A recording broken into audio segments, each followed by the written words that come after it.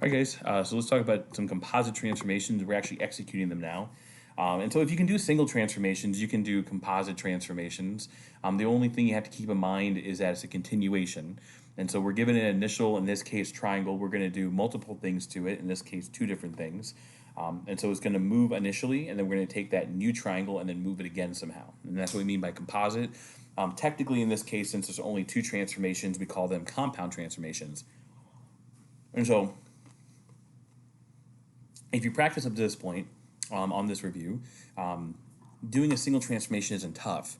And so the only kind of new skill we have to make sure we know here is when we're given a rule in this form, which one comes first, which one comes second. And so like the thing that we emphasized is, although it was a little bit strange, whatever is listed second actually happens first. And so the transformation over the vector -10, comma 1 happens first, and then the reflection over the y-axis is actually what's going to happen second. Okay, so the reflection over the y-axis. Now, there is a typo here. I didn't catch it until after we sent this out, but I'll try to update it and then fix it. This should actually be a +10. A +10, okay? And so like I pre-wrote the description here, but like as long as you know what happens first, what happens second, then you can kind of like predict the motion, and that's really what the description's about, just so in our heads we know kind of what's going to happen in what order. So the translation is going to happen first, so we're going to slide right 10 units, then up 1 unit, and then we're going to flip over the y-axis. And so we've done those things already in the previous part of the review, and so this isn't just like an issue of actually executing it. All right, and so 10, comma 1 means we move over 10. So 1, 2, 3, 4, 7, 8, 9, 10, and then we're going to move up 1, and that should be our resting point. So for B, 1, 2, 3, 4, 5, 6, 7, 8, 9, 10, and then 1, and then over 10, up 1. Okay. Now remember, these three vectors should be parallel and congruent, and it's reasonable to assume that they are because we just counted them all by the same x change and y change. And it's also important that we check to make sure that the motion is rigid. In other words, that the blue triangle that I'm currently coloring in is going to be preserved in terms of angles and sides compared to the original, and therefore congruent to the original. Okay, and again, I think at least by the eye test, it's easy to conclude that these indeed are. Okay, because again, we have parallel and congruent vectors upon which they're traveling. The vector 10, comma 1, sorry for that mistake, it should be a positive 10, comma 1. Okay, and now we can move on to the actual the reflection. Now remember, the reflection line is going to be the y-axis, so it's going to be this guy right here. That's a little thin. Let me try again. So it's going to be this as our line of reflection.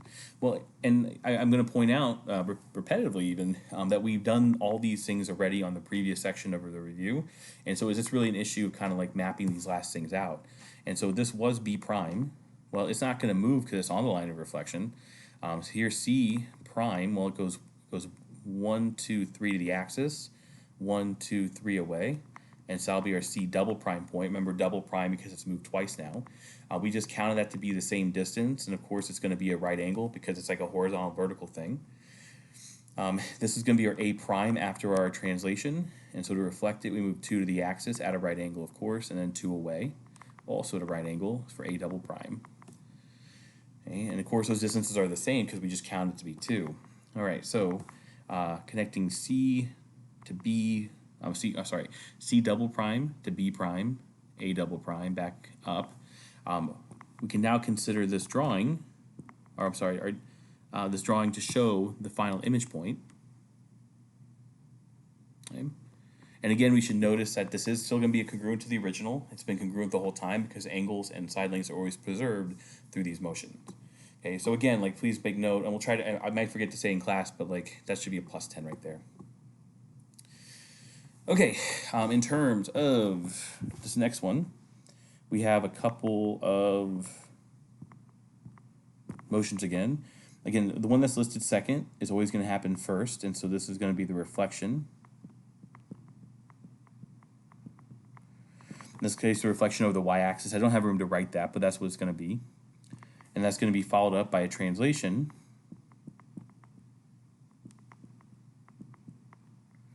Okay, okay, over the vector -6, comma 6, okay? And then again, I pre-wrote the description just to save time, but like we should be reflecting, in this case, over the y-axis, so it's a horizontal flip, and then that should translate back, slide back 6, and then up a little bit too. And so it's going to kind of like translate over to this axis, and then kind of slide up over this direction. Let's make that happen, shall we? So the first thing is a reflection. So you know what I'm going to draw. I'm drawing that line of reflection. Okay, it's going to be the y-axis. So I'm just going to kind of highlight in the axis. Is a reflection, and so I know I got to go straight across that axis. Okay, so if I look at the C point, it's traveling 4 to the axis, so 4 away, at a right angle, of course. The A point travels 5 and 5. Then the B point is going to kind of overlap, but it's going to travel all the way out here to 8. All right, and so we have our C prime right here. Again, 4 units and 4 units at a right angle, perpendicularly bisected by the line of reflection. The A point is going to be 5 units and 5 units. Okay, so that's going to be our A point, and then the B prime point is all the way out here at 8, and that's going to be B prime. Nope, shape, there you are. All right, so C prime connects to B prime, back to A prime, up to C prime.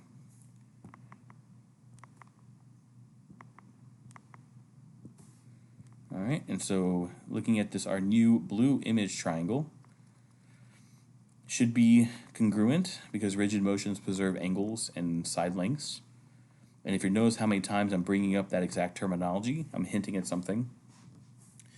We also can tell that this is definitely going to be preserved in terms of angles and lengths, not only because it's a rigid transformation, but because of how it actually moved, as a perpendicular bisector over the line of reflection.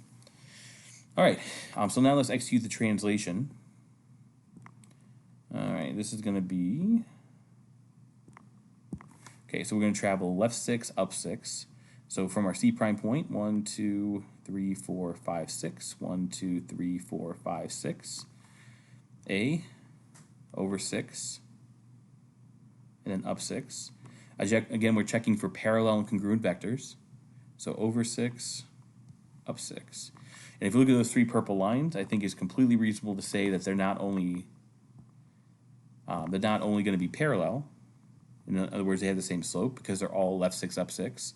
But also, if we were to feed that into the distance form of Pythagorean theorem, we'd find they're going to be the same length too. All right, so let's go and outline our triangle. So boom, boom, boom, and boom. I missed a little bit, but I'm sure you can forgive me for that. For the record, this up here is our C prime. This is going to be our B prime, and that's going to be our A prime.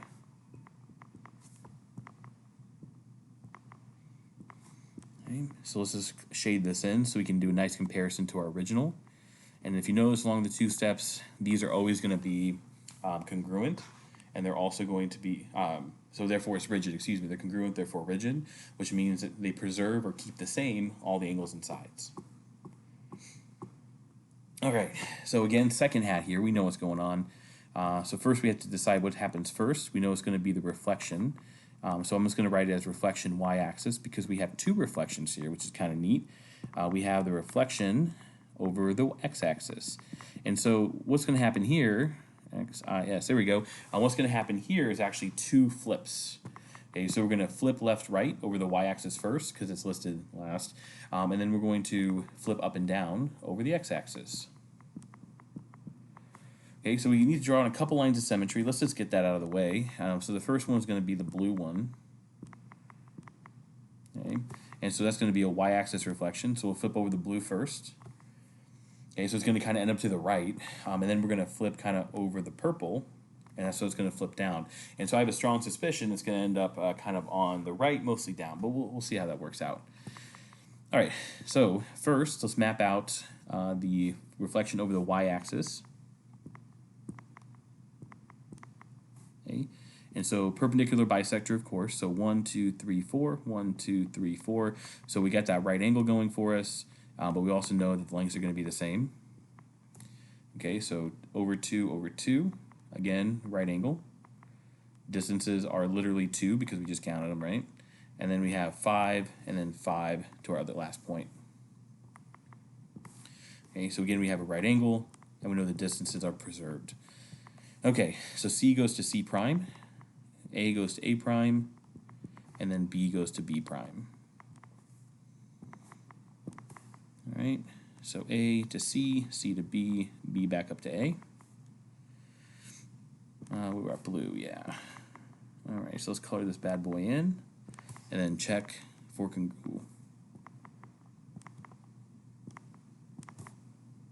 and then check for congruency compared to the original. This is no surprise though. Like it definitely looks like like angles and side lengths have been preserved, i.e., this is rigid, because of how we moved it. And so like hopefully you guys have caught on to the idea that if you control how you move a shape, you control how the shape actually ends up. And so as we move into the reflection over the x-axis, again, I don't expect a lot of surprises here.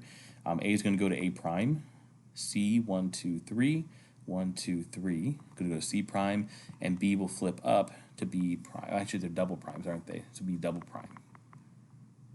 All right, let's name them first. Okay, so here I'm going to have B double prime, C double prime, and then A double prime. I can totally appreciate how cluttered this gets, and so if you're thinking, oh man, there's a lot going on that screen, there is, which is why you have to kind of think about these in steps, and I'm trying hard to kind of like color differentiate the steps. Because like when you have these compound transformations, there is a lot going on. Like there's really no way around it though. All right, so my final triangle, the composite of the two. Okay, and I don't know what happens when you mix like purple and blue. I don't know what color comes out, so I'm just going to make it green. It's going to be this green triangle, and again, it's like easy to kind of compare, at least using just your eye. Like, and I call that the eye test in my class.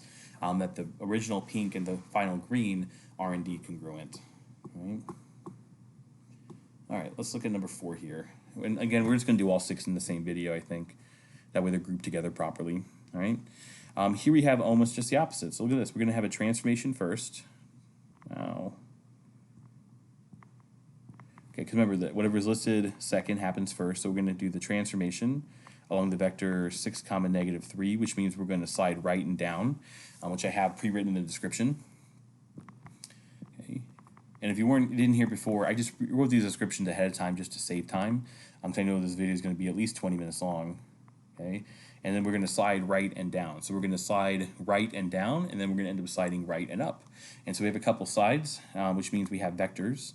So let's map these vectors out. So the first vector goes over 6, okay, and then down 3, 1, 2, 3. Okay, happens for all the points. So over 6, down 1, 2, 3. Oh, that barely fits. 4, 2, 1, 2, 3. And as we're looking at these 3 vectors, the thing we should absolutely make sure we're doing is keeping these vectors the same length, which they are. They're over 6, down 3, which means the change in y and change in x are the same, which means they're also going to be parallel. Right? And so we have C prime, of course we have A prime, and then we have B prime. And we'll cheat a little bit because I was really bad with the drawing. So there's a B prime right here. All right, so let's check for rigidity, which means I'm just going to connect these 3 and shade it in so we can like have a nice visual comparison. All right, let's kick that up to 6. Let's kick the transparency in.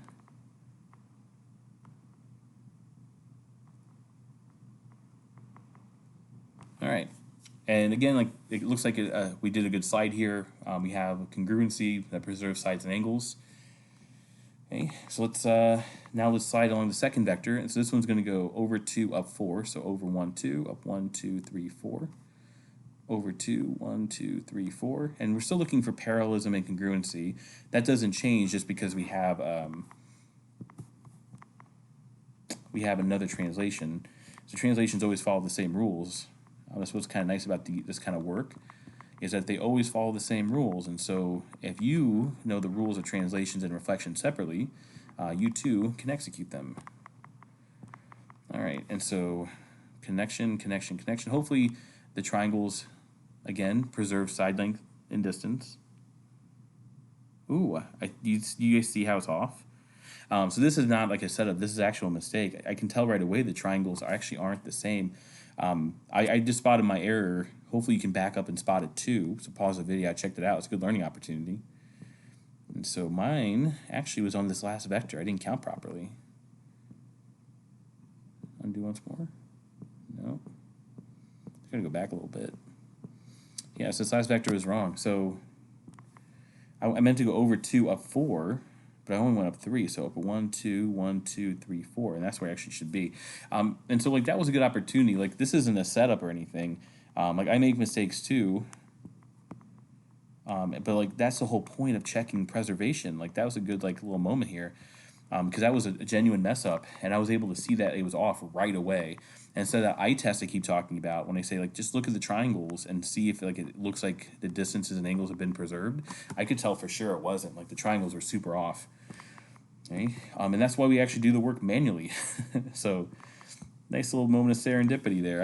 Actually love it. I was talking to a teacher colleague of mine the other day, Miss Marcus, and I actually told her I really love it when I make mistakes. Like it's my favorite thing to do in front of students because like that's real. Everyone makes mistakes. Math is easy to make a mistake, but that's also why we train you to look for those certain things. Like look for the preservation, look for horizontal. In this case, parallel congruent vectors. Because if they're not, it's so obvious, and you just got to kind of pay attention to it. Anyway, looks like we corrected, so we end up with a nice double translated triangle. All right, 2 more in the set. Okay. Again, everything is kind of pre-written. I just want to like make sure the video is moving along. For those of you guys who are watching it, you guys know the first question I'm going to ask, which happens first. You guys also know the answer is going to be the inside one. And so we're going to translate along this vector 9, 1 first. And then we'll follow that up with a nice reflection over the x-axis. We haven't done a ton of these, to be honest, but x-axis is going to be the flipping up and down thing. So you know also from experience, the first thing I like to do is draw in that line of reflection. And so the x-axis is going to be this horizontal line. Get out of here, color palette. Okay. Even though we're not doing that first, I just like to get that part out of the way so I kind of know where my line of reflections are going to be. This one actually requires me to translate first. I'll shade that out a little bit. Okay, so we're going to translate over 9, up 1. All right, so let's do it. So over 9, and then up 1. Over 9, up 1. And 9, 10, 11, so we have 2, and up 1. All right, and I'll admit I'm kind of using the numbers on the axes to go a little quicker there. But that doesn't change the end work. The end work is going to be the same. We still have parallel and congruent vectors because they each went over 9, up 1. And the eye test it has to pass, so they should be parallel and congruent. And I think it's reasonable to say the thing we just did absolutely are. Let's go ahead and color in, or shade and color in this triangle. Let me mark it up first. All right, so let's see. This will be my B prime. This will be my C prime. Oh, did I forget one? I sure did. Oh, this is a 4-sided object. Oh, man. That's like 2 major mistakes in a row. Collins, what are you doing?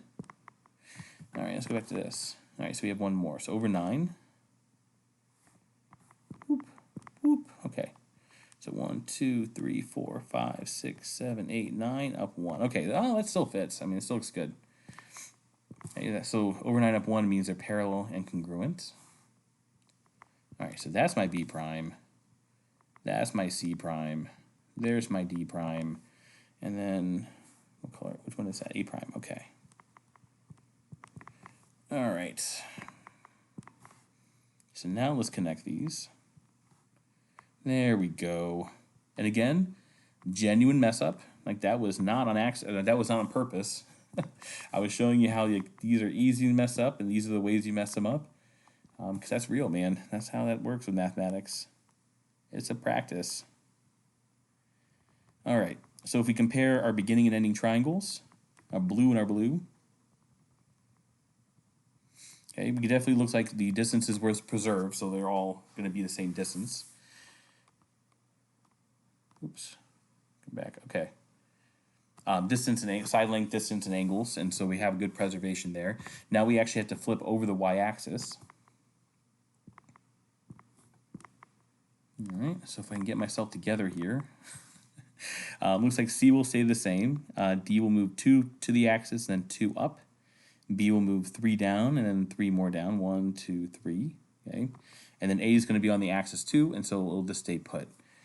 Okay, so what we're looking for here is perpendicular bisectors. In other words, those lines I just drew, they should be at right angles to the line of reflection, and also should be the same distance on either side, hence cut in half, and they totally are.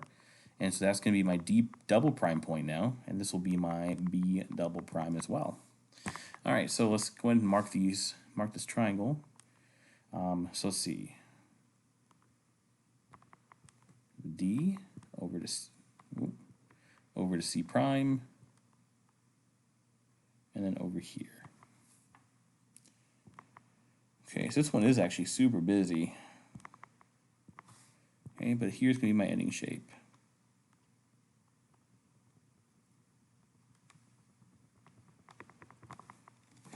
All right, cool. So we have, again, it's easy to see that this is going to be a congruent rigid shape, preserving angles and side lengths. Okay, I believe this is like the last one in this set. Thank goodness, I made a lot of mistakes. It happens though. All right. So let's identify first and second transformations first. And so first we're going to reflect. Okay, and then we're going to translate. Okay, so it's going to flip first, and then it's going to slide. Line of reflection, if we're going to flip first, let's go ahead and get the line of reflection in. We're going to reflect over x equals -2. Okay, so x equals -2 is going to be a horizontal line that passes through -2. So it's going to be this line right here.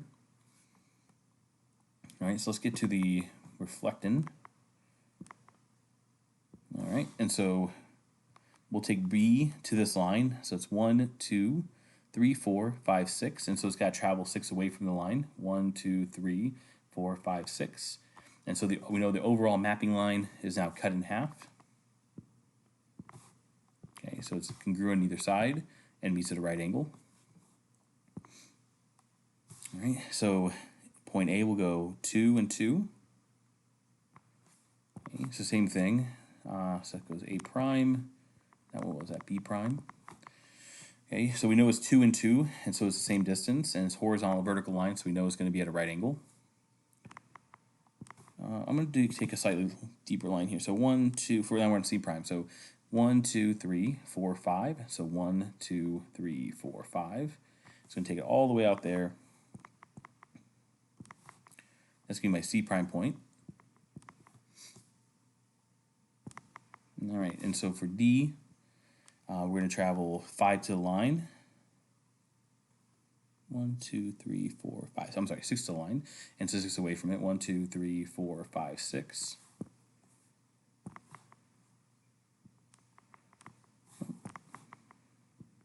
What's that going to be? Delta prime. All right. All right. So let's check out our final shape here.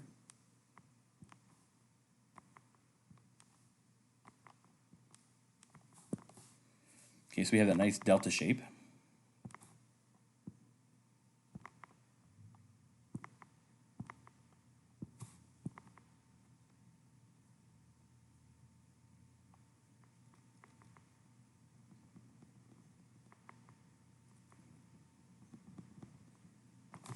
Okay, and so you definitely see like this nice preservation of shape.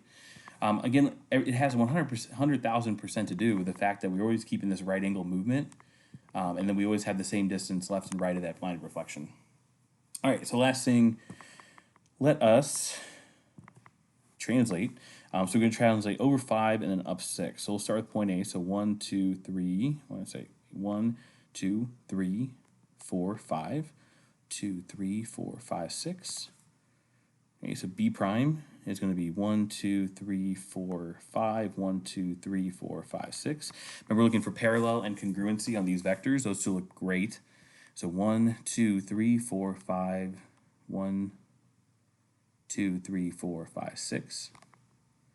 And then 1, 2, 3, 4, 5. 1, 2, 3, 4, 5, 6. Okay.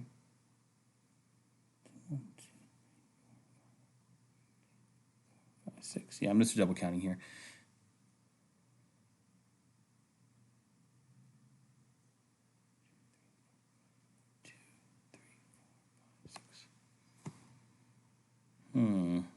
No, okay, that's okay. All right, so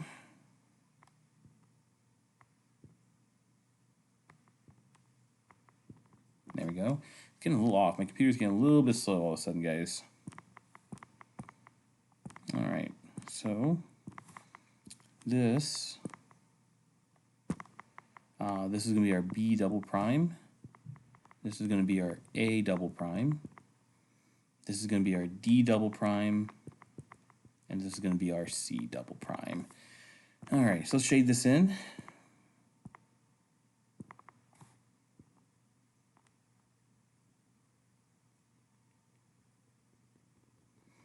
Okay, and then again, we have a preservation of angles and preservation of side lengths, so we have congruency. All right, guys, one last thing. We're going to look at some composites in the next video and determine what's a pathway to get there. Spoiler alerts, for a lot of them, there's going to be more than one path.